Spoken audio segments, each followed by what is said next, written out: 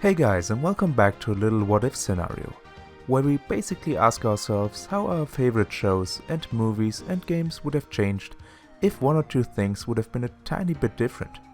This format isn't here to give a definitive answer, but to give you one or two of my personal scenarios. Feel free to disagree and let me know what yours would look like. Little disclaimer before we begin, this video will contain heavy spoilers in Evangelion. So, we all know and love Evangelion. You came to see giant robots fighting and stayed for the crippling depression that came afterwards. To give you a super abridged version of the plot, it is the year of 2015 and humanity is not in a good position.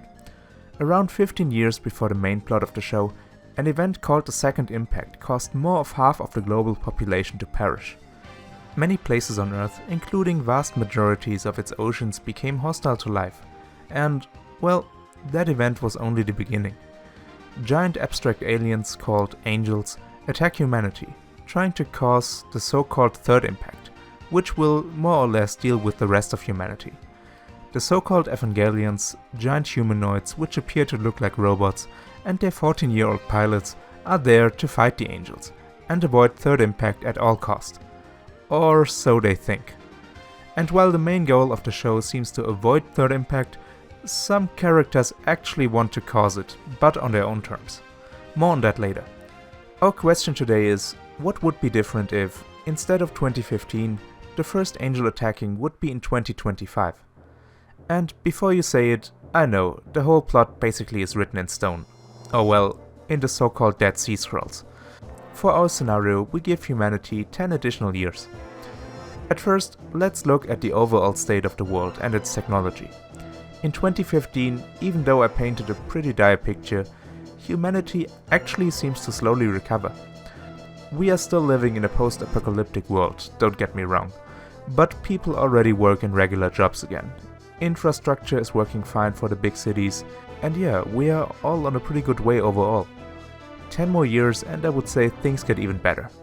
It won't make a huge difference to the overall population, but technology seemed to improve a lot in between the years of 2000 and 2015, so we can assume that organizations like Gehirn, which will later become NERV, and the organization behind it, Seele, won't just sit there but also actually develop technology further. So in 2025 we would see an improved Magi system, the supercomputer Dr. Akagi created.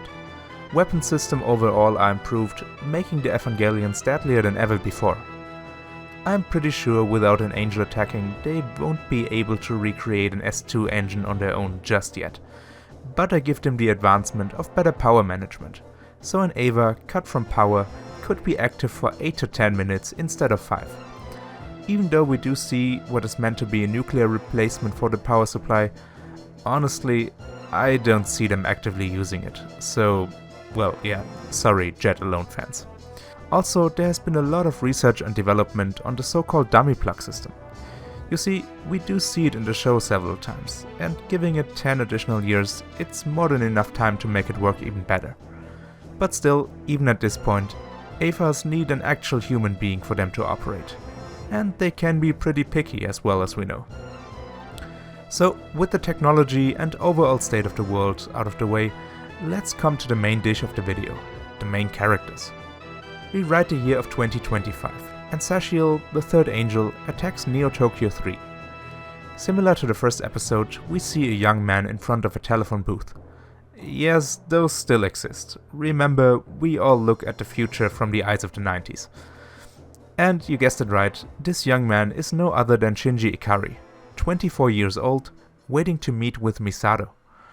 Before the plot continues, we ask ourselves, what would an adult Shinji actually be like? I would really like to hear your perspective on this one. To me, it was kinda hard to settle a path for him. During his difficult teen years, he could either overcome his mental problems and be a healthy young man, or he kinda ran away from his problems rather than working on them. And basically is still insecure, maybe not as much as with 14, but yet far away from being confident. For my scenario, I settled on the later one, as it created a lot more conflict. So, Shinji seems self-confident, but deep inside the wounds never healed properly. And, well, he will face very similar problems than what he would have in the original show. but more on that later. Misato picks him up, and with her, she already was a strong woman at the age of 29, so she would be even tougher with 39. Don't get her mixed up with the Misato we see in the later Rebuild movies. This Misato has not gone through the process of losing Kaji yet, as he's still alive, but she rather only get more confident over the years. She looks at the young man with a smile, with Shinji smiling back awkwardly, but she's also thinking with a bit of worry, so this is what the savior of humanity looks like? They barely escape the angel attacking, and with the JSSDF failing to stop Sashiel, Shinji arrives at NERV, where he sees his father Gendo. Let's talk about him for a second, as he is one of the main motors of the original plot. His goal always was to enact the third impact on his own terms, to see his dead wife and mother of Shinji, Yui Ikari, again. And in the original Evangelion, he seems pretty dedicated doing it. Give that man's mental state 10 more years and yeah, Gendo in my scenario is far away from being over the loss of Yui. Quite the contrast actually. He's more dedicated than ever, almost desperate. It now being almost 25 years since losing her. He has become quite the embittered man, speaking even less than he does in the actual show. It's quite scary actually. During the plot of this version of Evangelion, even though weapons have advanced, you can imagine the angels still giving humanity and Eva a good run for their money. But Gendo is pushing the Evangelions even further, being a lot more aggressive in their usage. He even goes so far as in fighting the angels without the proper evacuation of Neo Tokyo 3, causing a lot of casualties, while using skyscrapers as shields. And he's not hesitant to use the dummy plug system either, whenever he thinks the pilot is not able to follow his orders. To put it short, this doesn't make the whole relationship between him and Shinji any easier. It never has been, and also in those 10 additional years they haven't really spoken properly. Rei still will be Rei. I keep her character basically the same as she was in the original plot, just with her being a little bit older. All of her development comes through the plot, as it was in the original version of the show, and it will be very similar here overall. With all of the side characters like Professor Fuyutsuki and the NERV operation staff, I don't make any difference. They do their work just fine, and those 10 years wouldn't make a lot of difference to their characters. Fuyutsuki gets worried about Gendo and his more and more extreme methods. With Ritsuko, I don't see a significant change either, but I can actually see her becoming even colder and also quite embittered, knowing her story with Gendo and the rejection as well. Shinji operates the Eva, and of course, it being the first time, he failed and the Eva goes berserk, resulting in the angel being defeated. One of the bigger differences, I would say, is that Shinji isn't living at Misato's place.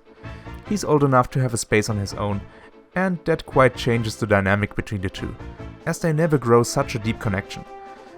But I cannot see Misato just ignoring Shinji either.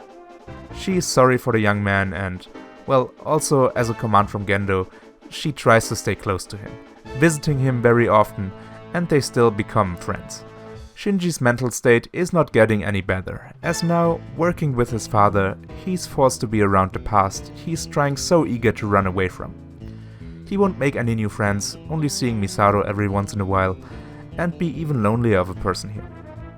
While fighting the angels, he's disgusted by the more and more extreme methods of his father, and Gendo lets him know that he can be replaced by any point by the dummy plug. The relationship is even icier than in the original Evangelion. So, at some point, you guessed it, another big player comes into the show, her being Asuka. Oh, hold on.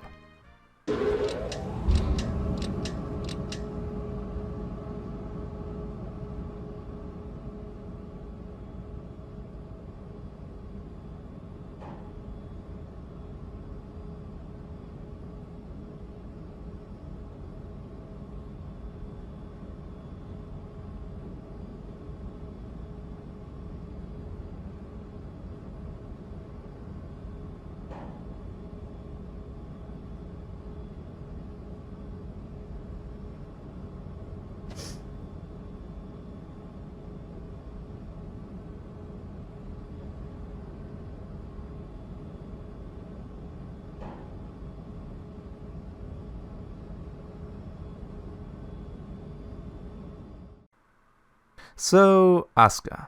She is kind of a mess in the later episodes of the original Evangelion. But how will she be like with 24? As much as she would deny it, she and Shinji actually quite have some things in common.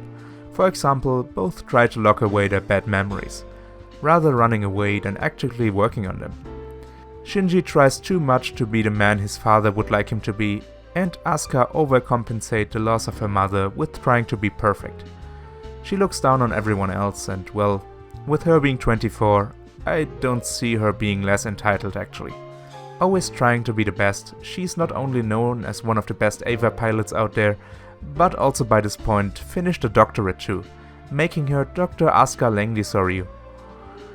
But all of her efforts won't make her a better human being, and all of the things she's running away from will catch up with her eventually. It does happen in the show, and I would expect it to happen the same here as well. The angels are putting more and more pressure on Asuka, Shinji and Rei, and I can also see all three of them snapping at some point. Some angel fights will be quite similar to what we see in the regular show. Others, like the battle where Shinji and Asuka need to be in sync with their movements, will be supported a lot by the dummy plug system, as I cannot see Asuka and Shinji becoming close friends. I mean, it's really hard to call them friends in the first place, but here not living together with Misato, there's no way they would develop such a deep connection. Rather, I would say it stays a professional friendship. So, the main question is, does the third impact even happen? And how? And well, it wouldn't be Evangelion without a third impact. You see, since we made Gendo a lot more desperate in his fight with the angels, and because of the changed situation overall, I actually see a scenario what we have in the second Rebuild movie. I take a bit of personal freedom to switch the order of the angels around a bit, so instead of Zeruiel causing the next impact, Ramiel does. Remember the cube angel trying to drill into the geofront? It needed all the power of the entirety of Japan to just stop it. And it's not that hard to imagine that something goes wrong here. Since this angel would be coming a lot later, I would say that Asuka this time is the one who shoots the energy rifle instead of Shinji.